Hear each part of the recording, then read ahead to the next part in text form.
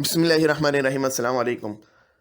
اگر آپ نے 2021-22 کے اندر ریئل اسٹیٹ میں انویسٹ کیا ہے تو آپ کے لیے تھوڑی سی پریشان کن یہ ویڈیو ہے، کیونکہ اس وقت کے جو حالات ہیں میں آپ کو کچھ ریئلٹیز ایسی بتانے لگا ہوں کہ کئی لوگوں کے کئی 100 ارب روپیہ ڈوب گیا ہے۔ اب وہ مجھے نہیں لگتا کہ وہ کبھی واپس بھی آئے گا، اور وہ صرف ریئل اسٹیٹ کی وجہ سے ہوا ہے یا لیک آف پالیسیز کی وجہ سے ہوا ہے ریئل اسٹیٹ میں۔ اور مین وائل میں دوسری چیز آپ کو بتاتا ہوں کہ اسی ریئل اسٹیٹ کی وجہ سے لوگوں کے بڑے بڑے چھکے بھی لگ گئے ہیں۔ آپ کو روڈز کے اوپر بڑی بڑی V8 گاڑیاں نظر آتی ہیں، بڑے بڑے سوسائٹیز کے اندر آپ کو 30 کروڑ 35 کروڑ کے ولے عام سی بات ہو گئی ہے، نظر آتے ہیں، اور لوگ ان میں رہ بھی رہے ہیں۔ یہ نہیں کہ کوئی رہ نہیں رہا۔ یہ کن لوگوں کے ہیں؟ کیا یہ انڈسٹریلسٹ لوگوں کے ہیں؟ کیا یہ لینڈ لارڈز لوگوں کے؟ ان میں سے کسی کے بھی نہیں ہے۔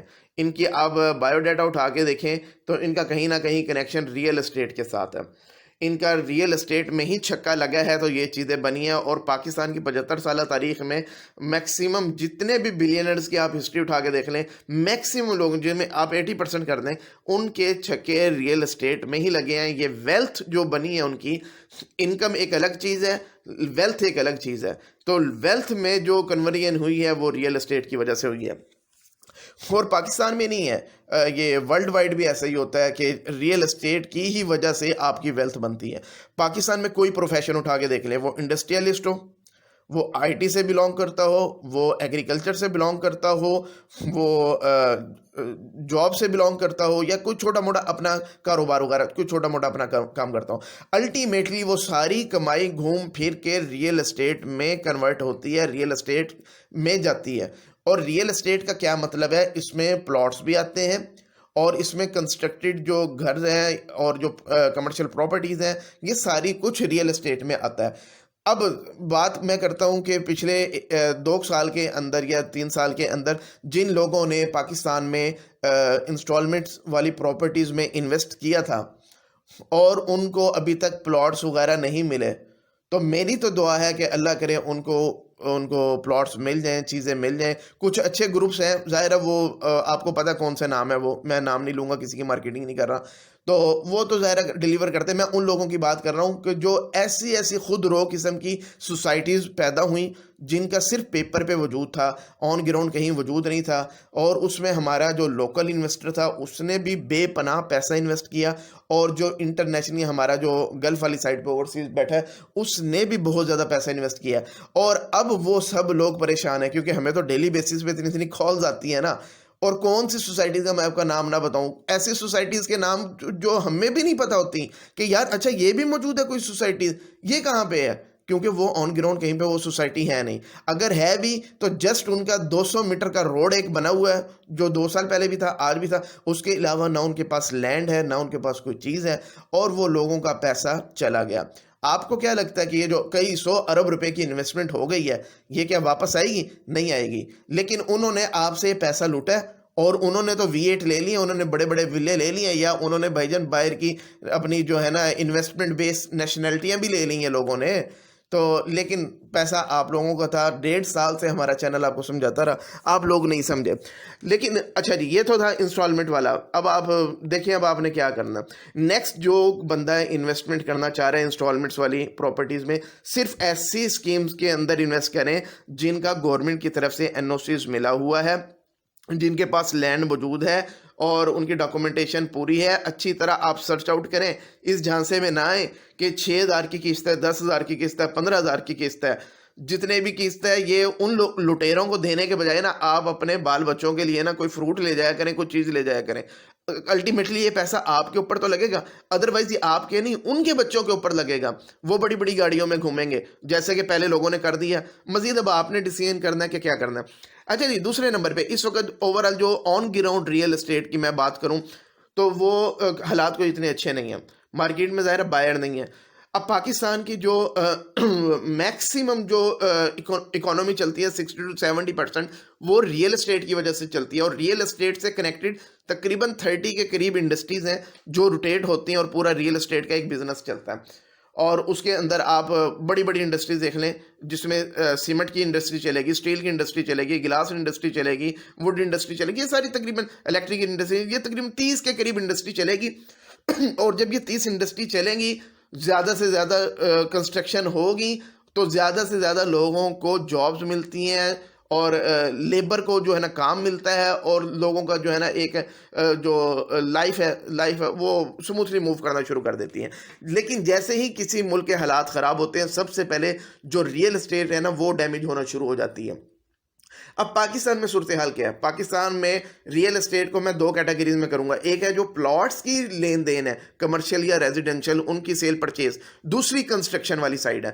سیل پرچیز کی اگر میں بات کروں تو اس وقت مارکیٹ کے اندر جو بائر ہے وہ آپ سمجھ لیں کہ نہ ہونے کے برابر ہے. کچھ سوسائٹیز ہیں جن کے اندر ابھی سٹل چل رہا ہے سیل پرچیز کا, جو اچھے نام ہے ان میں چل رہا ہے. لیکن جو جن کا ایک فیز ہے یا ایک شہر کے اندر موجود ہیں جو سوسائٹیز, چھوٹی سوسائٹیز آپ جن کو کہہ لیں, تو ان کے اندر سیل پرچیز کا کام نہیں چل رہا. وہ سیل پرچیز آپ بے شک پلاٹس کی کر دیں یا گھروں کی کر دیں, دونوں میں ہی تقریباً کام جو ہے نا بڑا سلو ڈاؤن ہے. اور جو مجبوری میں اگر کوئی بیچ رہا ہے تو وہ تو چلیں سستی کر کے بیچ رہا ہے, اور اس کا یہ مطلب نہیں ہے کہ پراپرٹی کی پرائسز اتنی سستی ہو گئی ہیں کہ آپ کو کوڑیوں کے بھاؤ مل رہی ہیں, کیونکہ جس کا پلاٹ یا گھر ہے وہ بیچ بھی نہیں رہا. اگر اس کو قیمت نہیں مل رہی وہ بیچ نہیں رہا, اس نے ہولڈ کر کے رکھ لیا. تو الٹیمیٹلی آپ اگر کوئی چیز خریدنے جاؤ گے تو آپ کو سستی چیز بھی نہیں مل رہی ہے. ایک بائر نہیں ہے, دوسرا جو سیلر اگر کوئی جا رہا ہے تو اس کو وہ چیز بھی نہیں مل رہی ہے. تو کیونکہ لوگوں نے ہولڈ کر دی, اور لوگوں کی ساری امیدیں ہیں الیکشن کے ساتھ کہ اگر الیکشن ہوتا ہے تو چیزیں ریوائیو کریں گی. اور میں آپ کو سیدھی سی بات بتا دوں, پاکستان کو ان سارے حالات سے نکالنے کا صرف ایک مین ذریعہ ہے, اور وہ بھی ریئل اسٹیٹ ہی ہے. کیونکہ اس وقت 60% کے قریب جو اوورسیز پاکستانی ہیں انہوں نے اپنا پیسہ روکا ہوا ہے, وہ پاکستان میں انویسٹ نہیں کر رہے ہیں. صرف وہ دیکھ رہے ہیں کہ سٹیبلٹی, پولیٹیکل سٹیبلٹی آتی ہے نہیں آتی ہے. اگر 6 مہینے میں آتی ہے تو ویل اینڈ گڈ, اگر 6 سال بھی نہیں آئے گی, میں آپ کو گارنٹی کر رہا ہوں ان کا پیسہ پاکستان میں نہیں آئے گا. تو آج ضرورت اس چیز کی ہے کہ سارے سٹیک ہولڈرز مل بیٹھیں اور ایک پالیسی بنائیں. لاسٹ ایئر ایک جو فیصلہ ہوا تھا جس میں ٹیکسیشن ریئل اسٹیٹ پہ بہت زیادہ بڑھ گئی تھی, اس کا سب سے زیادہ نقصان کیا ہوا ہے کہ جو لوکل بھی ہماری جو لین دین چل رہا تھا وہ بھی کم ہو گیا. لوگوں نے سیل پرچیز اس میں بھی کم کر دی, اور الٹیمیٹلی کیا بینیفٹ ہوا؟ کیا گورنمنٹ کو زیادہ ٹیکس ملا؟ نہیں ملا. جب سیل پرچیز ہی رک گئی تو گورنمنٹ کو تو وہ ٹیکس بھی نہیں ملا. تو اس لیے ٹیکس ریٹ, گورنمنٹ کو پالیسی بنانی چاہیے ٹیکس ریٹ کو کم کریں اور یہ سٹیبلٹی کی طرف جائیں. اس سے کیا ہوگا, اوورسیز کا پاکستان میں پیسہ آئے گا. اور دوسرے نمبر پہ کوئی ایک جامع پالیسی بنائیں کنسٹرکشن کے حوالے سے. پاکستان میں اس وقت, میں پہلے بھی کئی دفعہ بات کر چکا ہوں, 1.25 کروڑ گھروں کی کمی موجود ہے, لیکن اب لوگ خرید بھی نہیں پا رہے ہیں کیونکہ لوگوں کی رینج سے چیزیں باہر نکلتی جا رہی ہیں. میں آپ کو گارنٹی کرتا ہوں, آپ ایک زبردست قسم کی پالیسی بنائیں جس میں اپارٹمنٹس کا بنائیں یا انڈیویجول یونٹس کا بنائیں, ایک پورا پلان بنائیں جس میں انویسٹر کے پیسے کو شورٹی ملے.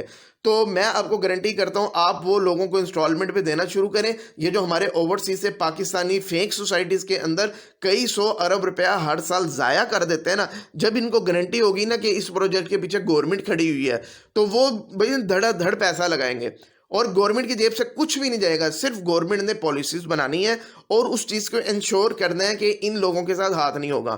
تو صرف ہمارا اوورسیز پاکستانی جو قسطوں کے نام پہ پاکستان میں پراپرٹی خریدتا ہے تو وہ والے پروجیکٹس میں انویسٹ کرنا شروع کر دیں گے. اور دنوں کے اندر کیا ہوگا, جب وہ پروجیکٹ بنیں گے 30 انڈسٹریاں چلیں گی اور اس سے پورا ایک روزگار کا سلسلہ چل پڑے گا, اور پاکستان ان کرائسس سے بڑی جلدی نکل آئے گا. دوسرے نمبر پہ جو ہمارا بڑا انویسٹر بیٹھا ہوا ہے جو کہ انسٹالمنٹ وغیرہ پہ نہیں انویسٹ کرتا, جب اس کو شورٹی ملے گی کہ پاکستان میں ٹیکسیشن کم ہو گئی ہے, پولیٹیکل سٹیبلٹی ہے, ہمارا پیسہ کہیں نہیں جانے والا, میں آپ کو گارنٹی کرتا ہوں 6 مہینے کے اندر 10 سے 15 ارب ڈالر اکٹھا کرنا کوئی مسئلہ ہی نہیں ہے. یہ پہلے ہوا ہے نا, یہ کوئی نئی بات نہیں ہے. ابھی ہم 1 ارب ڈالر کے لیے IMF کی منتیں کر رہے ہیں, ترلے کر رہے ہیں. 6 مہینے ہو گئے ہیں, آج معاہدہ ہو جائے گا, کل ہو جائے گا. کون سے ہم نے پابندیاں نہیں لگا دی, کون سے ٹیکسیشن انکریز نہیں کر دی, لیکن وہ ہے کہ 1 ارب ڈالر دینے کو ابھی تک تیار نہیں ہو رہے. لیکن آج پاکستان گورنمنٹ جو ہمارے حکام بالا ہیں, ریکویسٹ ہی ہم کر سکتے ہیں, وہ پالیسی بنا دیں 6 مہینے میں 10 سے 15 ارب ڈالر یہی ہمارے اوورسیز پاکستانی بھائی پاکستان میں انویسٹ کریں گے. ان کو بھی فائدہ ہوگا, پاکستان کو بھی فائدہ ہوگا, ڈالر کی شارٹیج بھی کم ہو جائے گی. اور دوسرے نمبر پہ جو یہ لوگ بات کرتے ہیں نا کہ پاکستان کو ان حالات سے اب نکالنے کا صرف ایک ذریعہ انڈسٹری ہے, تو میں آپ کے ساتھ شرط لگانے کو تیار ہوں کہ ان حالات میں پاکستان کو انڈسٹری نہیں نکال سکتی. شرح سود اس وقت 20% پہ چلے گیا اور IMF کہہ رہے ہیں کہ مزید 2% انکریز کرو, یعنی کہ 22% سمجھ میں آتی ہے. ہمارا جو میکسیمم بزنس جو چلتا ہے نا انڈسٹریز کا, وہ لون کے اوپر چلتا ہے. آپ کو کیا لگتا ہے کہ کوئی 22% پہ لون لے کے انڈسٹری چلائے گا, اپنا کاروبار چلائے گا؟ تو انڈسٹری کا پاکستان میں ان حالات میں کوئی فیوچر نہیں ہے, انٹل یہ کہ جی وہ جو پچھلی گورنمنٹ کے اندر جو ریٹس تھے 5% 7% پہ لونز مل رہے تھے, اگر اتنے پہ کوئی لے آتا ہے تو انڈسٹری یہاں پہ بالکل فلرش کرے گی. آپ نے دیکھا تھا 5% 7% جب لون مل رہے تھے تو دنوں کے اندر انڈسٹری نے گرو کرنا شروع کیا, ٹیکسٹائل ہو یا کس. ابھی میں کل ہی ایک دیکھ رہا تھا ایپٹما کے چیئرمین, بڑی بری صورتحال بنی ہوئی ہے, بندہ کیا بات کرے. تو انڈسٹری جو ہے نا گرو نہیں کرنے والی. اچھا, پہلی چیز ہے ریئل اسٹیٹ, دوسرے نمبر پہ فری لانسنگ اور IT.